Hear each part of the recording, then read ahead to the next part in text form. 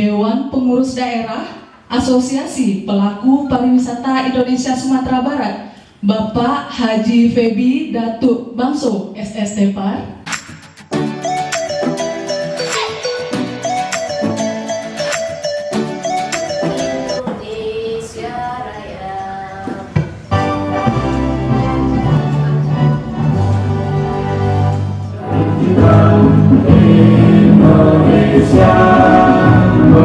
Indonesia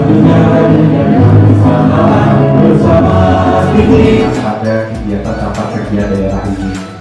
Kami yakin dan percaya banyak di antara rekan-rekan kita dalam satu periode ini sudah review beberapa kegiatan kita di Minangkabau, kegiatan kita di ASPI Sumatera Barat, ASPI Sumatera Barat.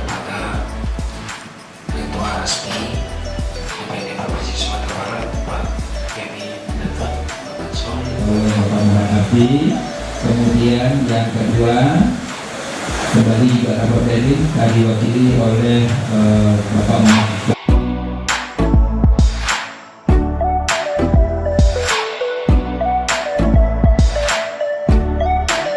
Bendahara Bu Ranti, siapa Bu Ranti? Sri Puji Bapak.